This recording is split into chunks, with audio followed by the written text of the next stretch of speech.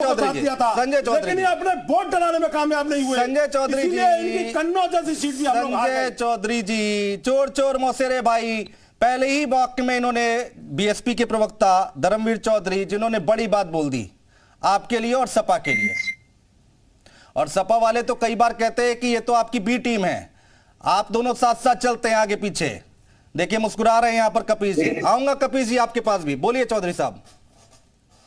देखिए धर्मवीर भाई जो बोल रहे हैं वो न तो सच है और न सच होता हुआ उत्तर प्रदेश की जनता को दिखाई दिया है। दिखाई क्या दिया है और सच क्या है? मायावती जी सत्ता में तभी आई जब उनको भारतीय जनता पार्टी ने पहले इस उत्तर प्रदेश में दलित को मुख्यमंत्री बनाया, भारतीय जनता पार्टी ने।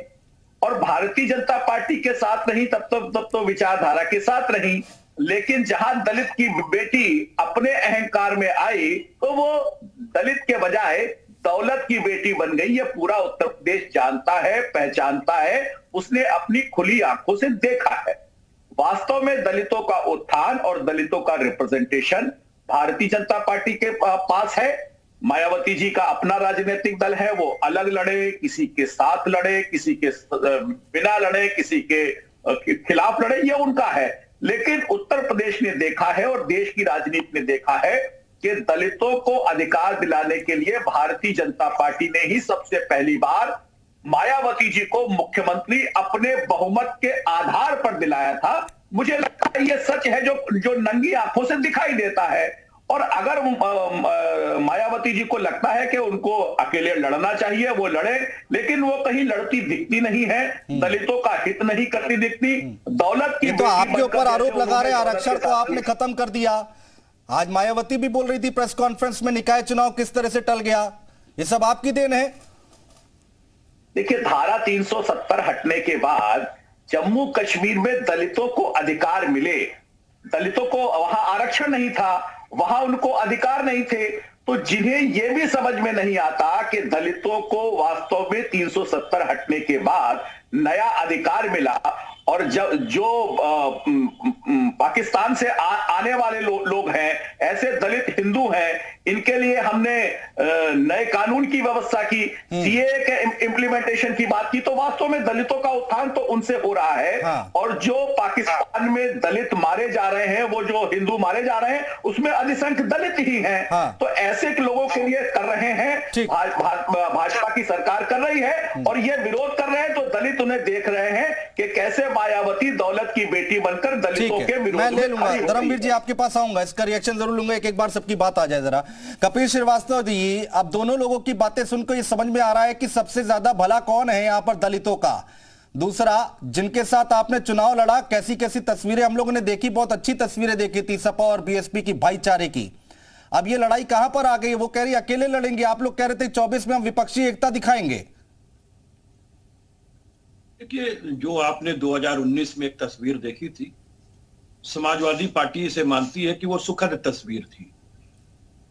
और जहां तक प्रश्न इस बात का है कि बहन मायावती जी ने खुद को अलग किया था और ये कहते हुए आरोप लगाया था कि समाजवादी पार्टी के वोटर्स ने उनको अपना वोट ट्रांसफर नहीं किया, इसलिए वो 0 सीट से 10 सीटें पर आई। 2014 में बहन जी ने अकेला चुनाव लड़ा था और उनकी पूरे उत्तर प्रदेश में 0 सीटें थीं। और उसके बाद उन्हें और हमें दोनों को यह लगा कि नहीं, जो लोग कम से कम ऐसी लड़ाई लड़ना चाहते हैं जो शोषितों और वंचितों से हो, जो दलितों और अकलियतों की हो, जो है पिछड़ों की हो, इस देश में जो बहुसंख्यक कहीं दौड़ में विकास के पीछे रह गए हैं, हम लोग तो उनको प्रतिनिधित्व देने वाले लोग हैं, तो हम लोगों को एक साथ आना है। और समाजवादी पार्टी ने बड़ी सकारात्मक ढंग से ये पहल भी की थी और ये गठबंधन भी बना। समाजवादी पार्टी ने इस गठबंधन को कतई नहीं तोड़ा। समाजवादी पार्टी इस बात को कहती है, वैसे कपिल जी ये तो अलग की बात है। मैं टोक रहा हूं थोड़ा सा बीच में आपको। ये कई बार हमने सुना है, आपके साथ आते हैं लोग और चले जाते हैं, और आप लोग आते हैं और टीवी डिबेट में कहते हैं कि भाई हमने नहीं तोड़ा है, ये सामने वाले ने गठबंधन तोड़ा है। ये कई बार सुन चुके हैं हम लोग। तो कमी किसके अंदर है? आपको छोड़ छोड़ के लोग क्यों चले जाते हैं?